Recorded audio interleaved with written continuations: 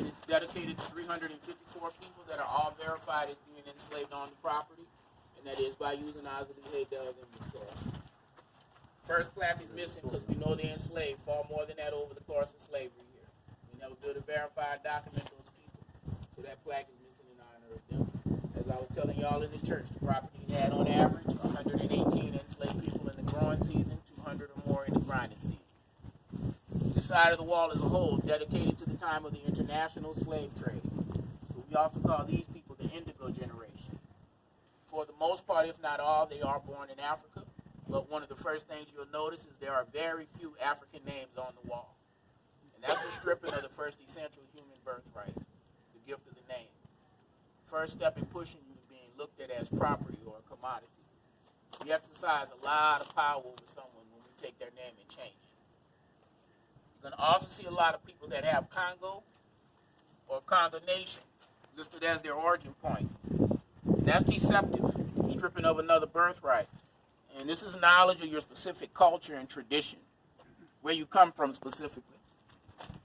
Congo refers to all of Central Africa, not a single country. Several countries there, even more people, culture, and tradition spread over that area. So if I tell you you're from the Congo Nation, I've told you absolutely nothing about who you are specifically. Heritage, culture, tradition. We have African names here. Samba, y'all, that's a nickname for a second-born male. My two favorites, Kalku, the Mena Nation, and Musa, the Mandango Nation. Kalku's name translates literally, firstborn male, born on a Wednesday, to parents of the Mena Nation. Literal translation. Musa's name is important because he shows you the slave traders don't care about religion. He's Muslim. Musa is the Muslim equivalent of the name Moses. So whether you practice a Native African religion, the Muslim religion, they don't care.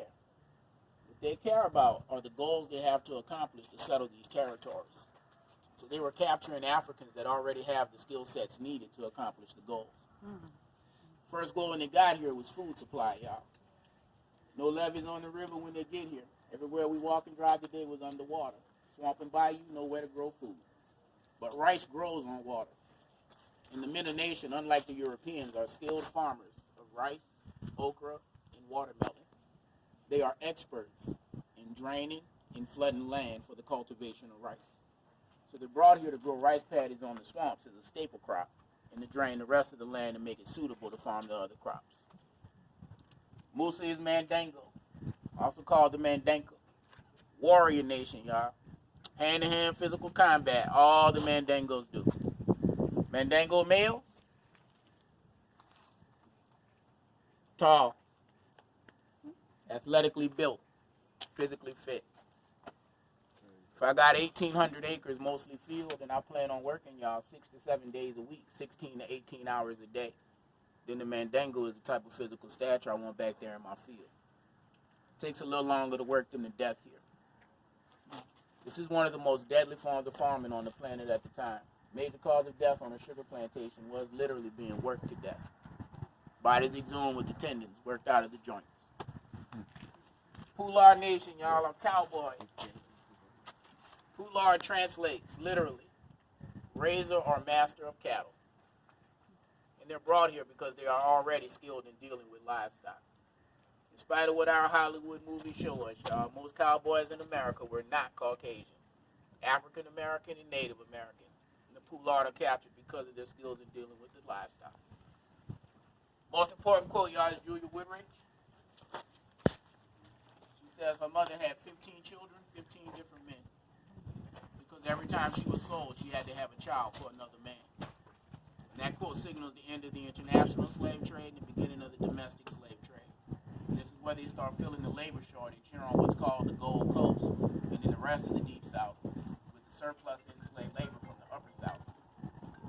Gold Coast spans what's today, y'all. St. Charles Parish next door, St. John where we are. It's far up the road into St. James is Vacherie, right where Laurel Plantation's at. About 30 or 40 minutes by car. It's called the Gold Coast because at that time, over half of the millionaires in the United States lived right here on these sugar plantations. The mortality rate here for the enslaved people was negative 13%. Every 100 born, 113 die. Labor shortage. Upper South, what we call today Virginia, Maryland, and Carolinas, they're farming tobacco and cotton. Works nowhere near as deadly. Mortality rates for the enslaved people averaging 23 to 28%, and they have a labor surplus. So the men in the Upper South, Thomas Jefferson included, start shipping their surplus labor downriver to the Gold Coast and the rest of the Deep South. And that's where the term "I'll sell you down the river" originates from. It's a threat. They use it in the Upper South against the enslaved people. Nobody wants to come here because everybody knows about the death rate. Average life expectancy for someone coming to work on one of these sugar plantations was 10 years from the day you step foot here, regardless of your age. They put enslaved people to work in French territories at 10 years old, male and female. So arrive here at 10, most likely dead by 20, 30. Working age you arrive, y'all, you can have about 10 years. You most likely won't live to see it here.